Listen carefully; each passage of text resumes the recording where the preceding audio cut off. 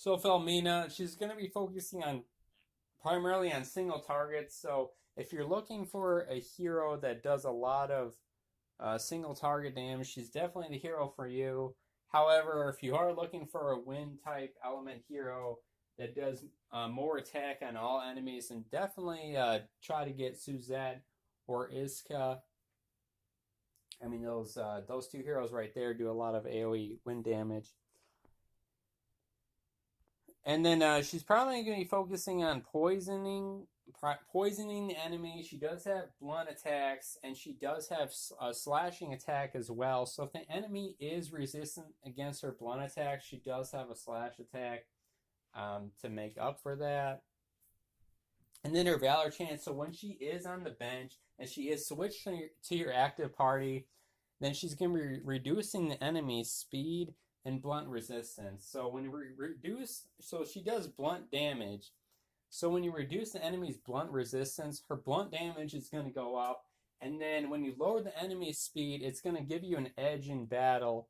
So you're going to be able to attack first, which is really good, especially in this game, because a lot of times early in the game or mid game, whoever attacks first usually wins. So it's definitely going to give you a huge advantage early game or mid game. Later on in the game, it doesn't really matter too much because there are more than enough speed boosting abilities in the skill tree to stay above the enemy. So you do have an edge over the enemy just naturally later on in the game because you have a lot of skills that are increasing your each hero's speed. So once again, she does have a slash attack to make up for that blunt. So if the enemy is resisting against her blunt attack, she does have a slash attack up here, and it's gonna inflict pain on the enemy and buff her power. And then she also has an attack, Skyward Shock, that inflicts stun on the enemy. So if you have like me personally, I already have, I'm going to have quite a bit of heroes already inflicting stun on the enemy, such as Lokido or, Shani.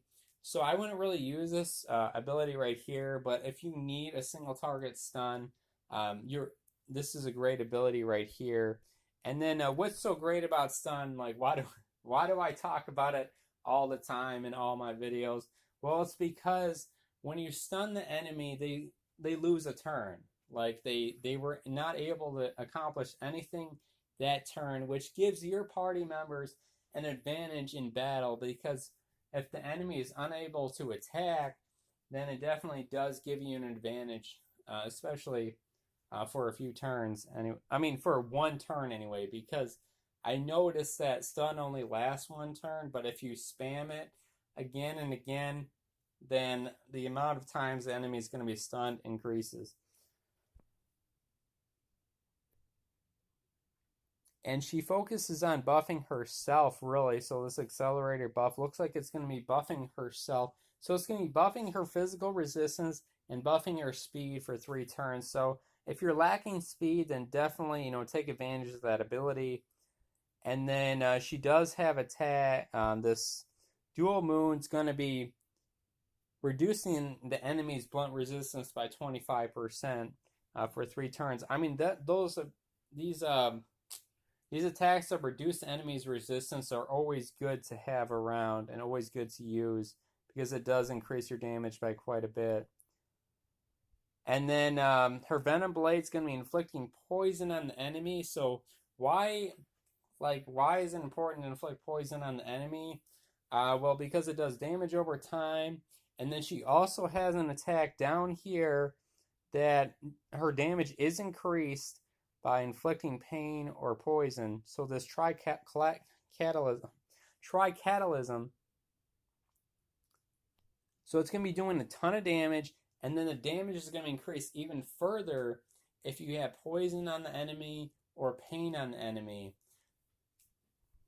So hopefully that if you have pain on the enemy and if you have poison on the enemy, hopefully the damage will be increased by quite a bit. So what I mean by this is that so if the enemy just has poison on them, So the damage of this attack is going to be increased. But I'm wondering if the damage of this attack will be increased even further if you have poison and pain on the enemy. So will it be increased even further if you have both debuffs on the enemy? I mean, that'd be really cool, especially for a single target hero. I mean, it would be really great to see that she can, deal out even more damage with both of those debuffs on the target.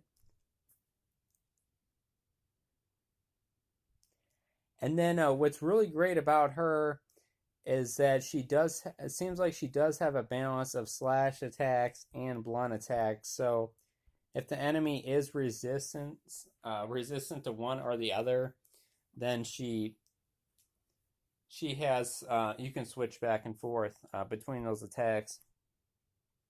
So yeah, what do you all think about this hero? And then, yeah, I mean, if you all have anything great to share, feel free to leave a comment below, and that will definitely get your name out there.